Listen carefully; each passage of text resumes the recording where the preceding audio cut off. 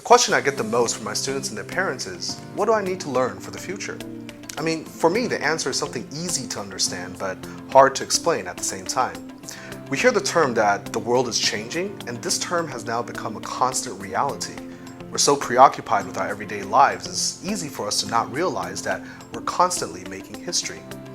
Every day, our lives are connected in the world with ways that we cannot imagine. Compared to a person living 100 years ago, the information that we see and the images that we see in one day far surpasses the person what he or she might see in a whole lifetime. The way we lived our lives 5 years ago is drastically different from the way we live our lives now. You needed to bring your wallet to pay for different things. You would ask people around to see which restaurants were good. You still had to pay for phone calls. With technology, our lives have truly changed. The elements of our living quality are taking new standards every day. Everything around us is different, and that's even more so for our children. In a future where restaurants don't really need waiters and gas stations that don't need staff, post offices that don't need reception, or hospitals that don't need as many doctors, where does our next generation stand? Our children are born into an ever-changing world, a connected world. In the future, their limitations are not just where they were born. Their peers are not the classmates that sit around them. They're born into a world where everyone and everything is connected together. What they will really need is the ability to work with the world. Wittgenstein once said, "The limits of my language are the limits to my world."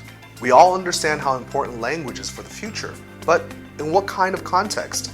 A lot of times we say things like talking to foreigners or used in business, but I feel that's really an oversimplification. What does it really mean to use English? What young mind needs is to work creatively, to learn independently, and to think innovatively. In class every week, we discuss things happening globally around the world. We not only talk about what happens, but more importantly, why and how. We talk about how tragedies happen and what we can do to avoid them. We talk about joy and love and what we can do to kind of spread that. But discussing current events are not just because they're current, it's also teaching a younger generation a habit to be connected with our world, to being involved with the world on an international level. We ask for students to interact with each other, share ideas individually and also as a group, because the only way for them to be heard in the future is to speak up. One day, whether they're standing in a room full of people giving a presentation or in an auditorium room just giving people a speech, simply sitting down, being face to face with somebody, just sharing an idea over a cup of coffee.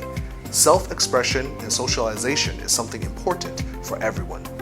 We want students to learn English through the eyes of the world.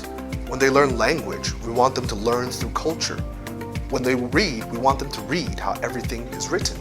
When they listen, we want them to listen what the world really has to say. And finally, when they speak, we want them to speak to an audience of the world. While students are only 20% of our society, they are 100% of our future.